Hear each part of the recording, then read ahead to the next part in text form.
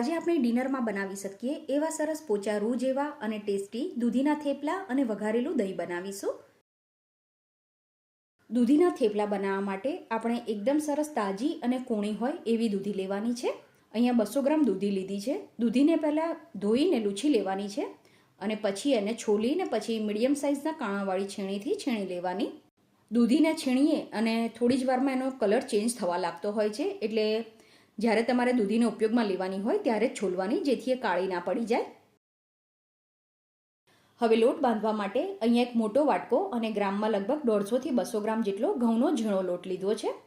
હવે આમાં અડધી ચમચી કે સ્વાદ પ્રમાણે મીઠું ઉમેરી દેવાનું. પછી જે દૂધી આપણે છોલીને છીણીને રાખી છે એ આમાં ઉમેરવાની અને આમાં એક મોટી ચમચી જેટલા વાટેલા આદુ મરચાંની પેસ્ટ ઉમેરવાની. પછી થોડી સમારેલી કોથમીર ઉમેરવાની છે. અડધી ચમચી જીરું ઉમેરવાનું. સાથે જ આપણે અડધી ચમચીથી પણ ઓછી હળદર ઉમેરવાની છે. અત્યારે મેં લીલા મરચાંની ક્વોન્ટિટી થોડી વધારે લીધી છે, એટલે આમાં લાલ મરચું નથી ઉમેર્યું. તમારે આમાં એક નાની ચમચી કે અડધી ચમચી લાલ મરચું ઉમેરવું હોય તો પણ ઉમેરી શકાય. પછી આમાં 1 ચમચી ખાંડ અને 2 ચમચી કાચા તલ ઉમેરી દેવાના. હવે સૌથી પહેલાં આમાં 2 ચમચી ખાટું દહીં ઉમેરવાનું છે અને મોવણ માટે આમાં 2 ચમચી તેલ ઉમેરવાનું. તો પહેલાં બધી વસ્તુને મિક્સ કરી દેવાની છે. તો અહીંયા મેં દહીંનો ઉપયોગ કર્યો છે. તમારી પાસે જો છાશ હોય તો તમે છાશનો ઉપયોગ કરીને પણ આનો લોટ બાંધી શકો છો.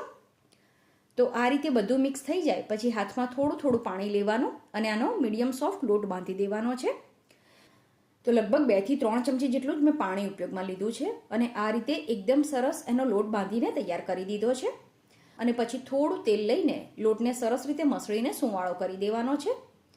દૂધીના થેપલાનો લોટ બાંધીને રહેવા નથી દેવાનો, કેમ કે આ લોટ તમે જો બાંધીને રાખો તો ઢીલો થવા લાગે, એટલે લોટ બાંધીને તરત જ આમાંથી થેપલા બનાવવાના છે. તો હવે આમાંથી થેપલા બનાવવા માટે થોડો લોટ લઈને લુવા બનાવી દેવાના. હવે આને વણવા માટે ઘઉંના લોટનું અટામણ લેવાનું હોય છે. તો જે ઝીણો લોટ આપણે રોટલીના અટામણ માટે વાપરતા હોઈએ અને પછી હલકા હાથે આને વણી લેવાનું છે. હવે આને શેકવા માટે એક તવી ગરમ થવા માટે મૂકવાની અને તવી ગરમ થઈ જાય એટલે થેપલાનો વણેલો જે ઉપરનો ભાગ હોય એ તવીમાં નીચેની સાઈડ જાય એ રીતે થેપલું આમાં નાખવાનું. પહેલાં આને ધીમા ગેસ ઉપર શેકવાનું છે. થેપલાને ફેરવીએ એ પછી ગેસની ફ્લેમ મીડિયમ કરી દેવાની. પાછળની સાઈડ થેપલું આ રીતે શેકાય એ પછી જ આના ઉપર ઘી કે તેલ લગાવવાનું. હવે આને ફેરવી દેવાનું છે અને હલકા હાથે તવીથાથી એને દબાવતા જઈને સરસ રીતે શેકી લેવાનું અને ગેસની ફ્લેમ મીડિયમ ટુ હાઈ રાખવાની. આ રીતે એનો લાઇટ બ્રાઉન કલર આવે એટલે એને એક પ્લેટમાં લઈ લેવાના અને આ જ રીતે બાકીના શેકીને તૈયાર કરવાના છે. તો આ થેપલાની સાથે તમે છુંદો, અથાણું, ચટણી, કેચઅપ કે સાદું દહીં પણ સર્વ કરી શકો છો. તો વઘારેલું દહીં બનાવવા માટે 3 થી 4 ચમચી જેટલું મીડિયમ ખાટું દહીં લેવાનું. પછી આમાં અડધી ચમચી ખાંડ ઉમેરવાની. પછી ચપટી જેટલો શેકેલા જીરાનો પાવડર ઉમેરવાનો. પછી થોડું મીઠું ઉમેરીને આ બધી વસ્તુને સરસ રીતે મિક્સ કરી દેવાની. તમારે આમાં થોડા ઝીણા સમારેલા મરચાં અને કોથમીર ઉમેરવું હોય તો પણ ઉમેરી શકાય. તો આ બધી વસ્તુ સરસ રીતે મિક્સ થઈ જાય પછી વઘાર કરવા માટે અડધી ચમચી જેટલું ઘી કે તેલ ગરમ થવા માટે મૂકવાનું. આ ગરમ થઈ જાય એટલે આમાં ચપટી જેટલું જીરું ઉમેરવાનું.